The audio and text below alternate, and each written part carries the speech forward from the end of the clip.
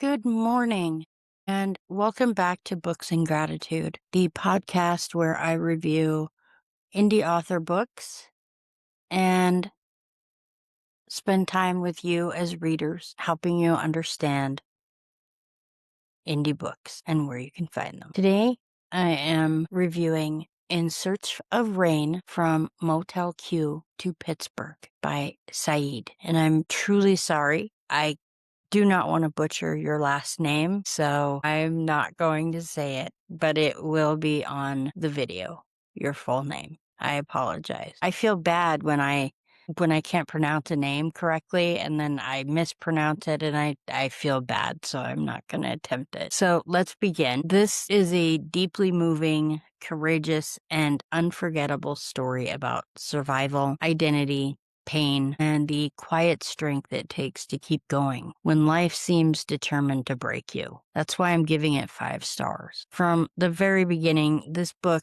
asks readers to imagine a childhood shaped by upheaval, a revolution, a devastating war, poverty, family instability, illness, and emotional loneliness. It places us inside the life of a child born into a large family, and it's during a time when everything familiar is changing around them. The world outside is uncertain, it's frightening, and it's becoming violent, while the world inside the home is marked by hardship, addiction, absence, and responsibility that's far too heavy for any child to carry. So what makes this story so powerful is not only the suffering described, but the resilience beneath it. The idea of the burnt generation, it's really heartbreaking because it captures the invisible wounds carried by children who grew up surrounded by fear, by war, by instability.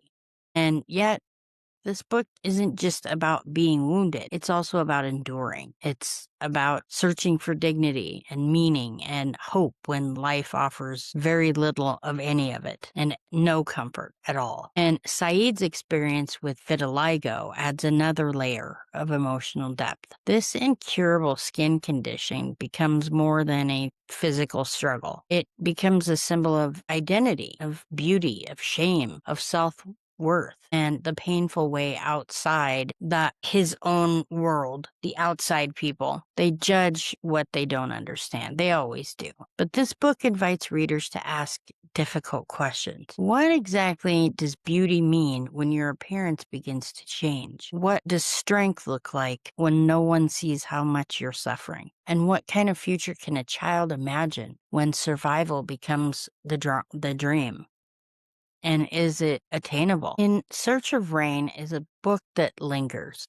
It's raw, it's reflective, and it's human. It reminds us that some journeys aren't only measured by miles, but by everything a person survives between the place they began and the life they eventually build. From Motel Q to Pittsburgh, this story feels like a search for healing, belonging, and perhaps most of all, peace. This is a 5-star read for anyone who appreciates memoirs and life stories filled with honesty and courage and emotional truth about surviving, about thriving. It's heartbreaking, but it's also inspiring and ultimately a testament to the human spirit. And now for my words of gratitude. Today I'm grateful for stories like In Search of Rain because they remind us that every person carries a history we may never fully see or we may never fully understand. I'm grateful for authors brave enough to share the painful parts of their lives so that others can feel less alone. And I'm grateful for the reminder that